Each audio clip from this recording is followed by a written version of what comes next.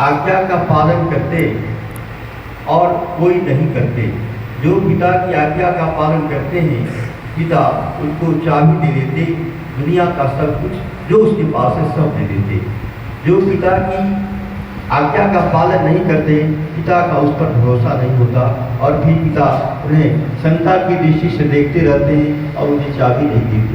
तो हम सभी उस परम पिता परमात्मा की संतान हैं जिसकी ये दुनिया है और इस दुनिया में हम सभी काम करने आए हैं। तो हम सबों को भी चिंतन करना है कि हम कैसे स्वस्थ रह सकते हैं और स्वस्थ रहने के लिए हमारा मन जब तक थोड़ा चिंतन नहीं करेगा तब तक नहीं होगा। पहले गुरुकुलीय जो व्यवस्था थी उसमें हमारे आज भी जहाँ है वहाँ भी आचार्य लोग प्रतिदिन सायंकालिक रात्रि के सोते समय आत्मचिंतन करते हैं और ये सोचते हैं देखते हैं कि आज हम सभी मिलकर क्या क्या किए, उसमें क्या बुरा हो गया और क्या अच्छा नहीं हो पाया। जब आत्मचिंतन करते हैं, सुधार करते हैं तो हमारे दोष दूर हो जाते हैं और इस तरह से हमारे जीवन की बुराइयां खत्म हो जाती है और हमारा पूरा जीवन बेहतर हो जाता है, श्रेष्ठ हो जाता है। तो हम अपने ऋषियों की व्यवस्थाओं को थोड़ा सा चिंतन करेंगे कि रात्रि के सोते समय हम सभी अगर चिंतन कर लें तो हमें जो बुराई होगी, हमें जो कमियां होगी वह दूर हो जाएगी और इस तरह से जब दुर्गुण दुर्विषण हमारे अंदर खत्म हो जाएंगे तो हमारा मन स्वस्थ होगा, फिर तन भी स्वस्थ हो जाएगा और फिर जो भी काम हम करेंगे वह एक नंबर का होगा। आज तक जो भी लोग अच्छे काम किए उनके जीवन में यही रही। ये जो संध्या अभी किए हैं, जो ध्यान किए हैं, वह उसी का एक अंग है। इसे भगवान राम कृष्ण इत्यादि किया करते थे। तो हम सबों को भी इन चीज़ों को उतना समय नहीं हो विस्तार करने के लिए तो कम से कम 5 मिनट भी बैठ करके ओम का, गायत्री का, महामृत्युंजय का करना चाहिए। इससे हमारा मन एकाग्र होता है, हमारे मन में जो कुविचार आते हैं वे नहीं आते, फिर हमारा तन स्वस्थ रहता है। तो इसके लिए ये बहुत ही उत्तम व्यवस्था है। आज ज़्यादातर लोग देखते हैं मानसिक रूप में बीमार होते जा रहे हैं। क्यों? तो उनके जो सोच है, सोच में हमेशा इतना विचार आते रहते हैं, इतनी अव्यवस्था बन जाती है कि वे चिंतित हो जाते हैं और चिंतित होने के कारण मन बीमार हुआ, तन बीमार हो जाता है और इस तरह से हमारा जीवन अच्छा नहीं रह पाता है। तो सब लोगों को थोड़ा सा बताइए, आप भी थोड़ी देर के लिए आप लोग ध्यान किए हैं तो आप लोग को मन में थोड़ा सा लगा कि नहीं कुछ एकाग्रता बढ़ रही हो और आपके मन जब एकाग्र हो जाएंगे तो पढ़ने में भी मन लगेगा और अच्छा से पढ़ेंगे, कम पढ़ेंगे तो भी याद हो जाएगा। और मन एकाग्र नहीं रहने से हम ज़्यादा भी पढ़ते हैं तो हमें याद नहीं होता है। तो सब लोगों को थोड़ा सा समय निकालना चाहिए कि नहीं? बोलिए, सब लोग को निकालना चाहिए। और रात्रि में सोते समय अवश्य देखिए कि हमारे जीवन में हम क्या किए। चलिए, तो अब हम सभी कुछ क्रिया भी कर लें। क्या? जैसे आप सभी जानते हैं कि स्वस्थ रहने के लिए हमारे शरीर के बहुत सारे अंग हैं। उसमें जैसे यहाँ से ऊपर का जो भाग है फेफड़ा कहलाता है। फेफड़ा का दूषित होने के कारण आज देखते हैं कि हमें श्वसन संबंधी रोग होते जा रहे हैं, इसीलिए फेफड़ा का स्वस्थ रहना परम आवश्यक है।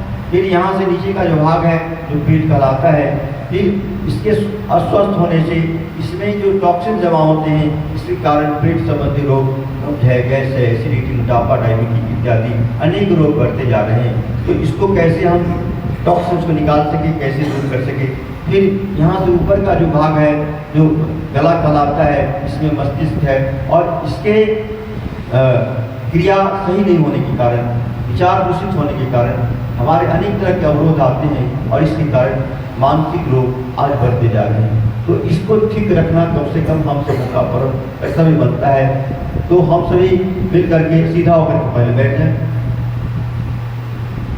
ध्यान मुद्रा में ऐसे बंद किया, ये पहली अंगूठा से दूसरी उंगली कैसे सताते विज्ञान मुद्रा या ध्यान मुद्रा कहलाता है।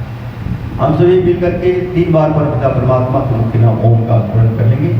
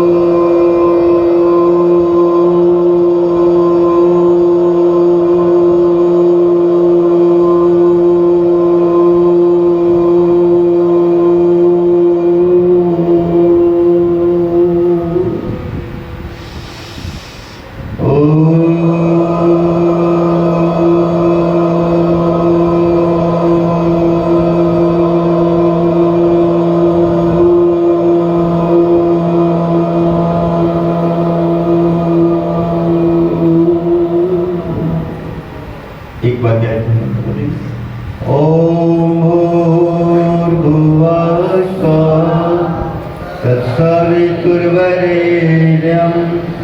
भर्गो देवस्य धीमहि धियो यो न प्रचोदयात्।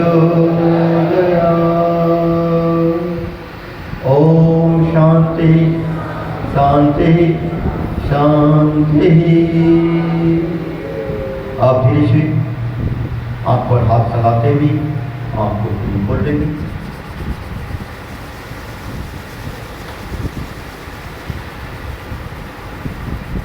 आप सीधे होकर के सभी बैठे रहें। अब पहले हम फेफड़ा को स्वस्थ करने के लिए भस्त्रिका करेंगे। लंबा सांस लेंगे और छोड़ेंगे। छोटे छोटे सांस लेने के कारण हमारे फेफड़े में जो टॉक्सिन जमा हो जाता है, इसके कारण सर्दी, खांसी, एलर्जी, जुकाम, साइनस, टीबी, दमा इत्यादि रोग होते हैं। आइए, जो सांस हम छोटी छोटी ले रहे हैं, इसी सांस को लंबा लेंगे और छोड़ेंगे। सीधा होकर सब बैठे। चलिए भस्त्रिका करेंगे।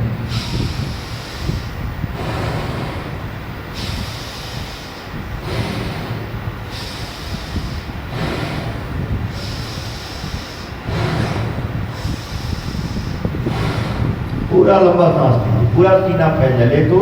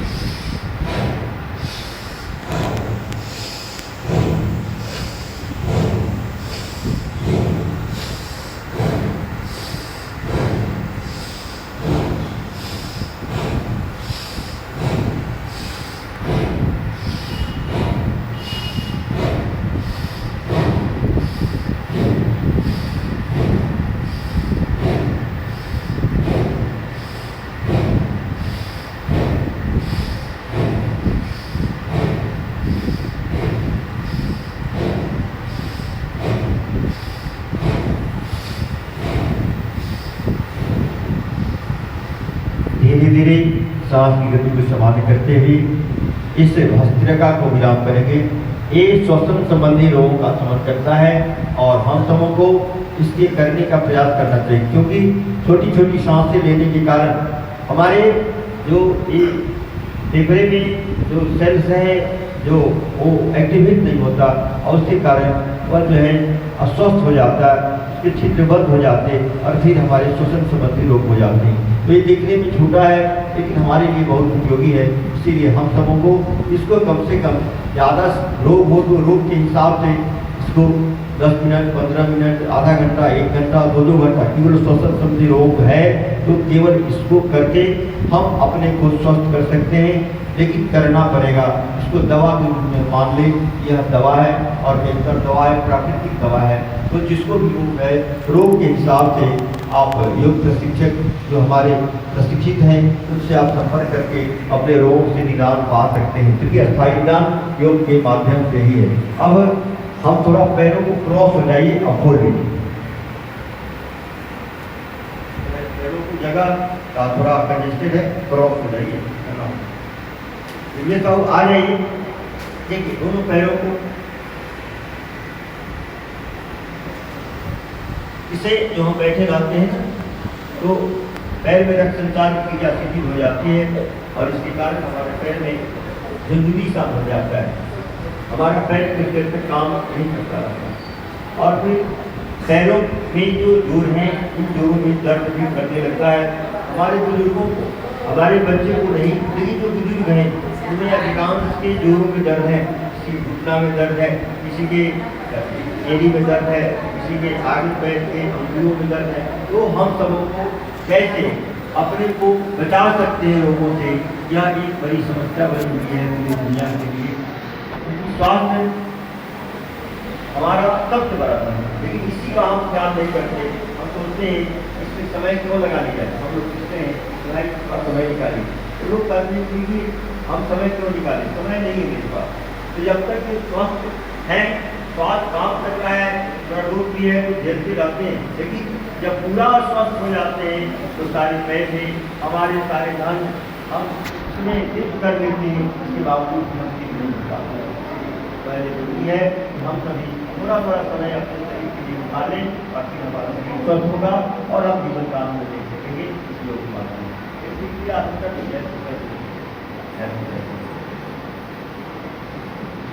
ये देखिए बटरफ्लाई को अंग्रेजी में कहते हैं, ये बुजुर्गों के लिए बहुत लाभदायक है। लाभदायक तो सबके लिए है, क्योंकि एक ही दिन में कोई बीमारी नहीं आती, वो टॉक्सिन धीरे धीरे हमारे शरीर में प्रवेश करता है, चाहे मोटापा हो, चाहे डायबिटीज हो, चाहे बीपी हो।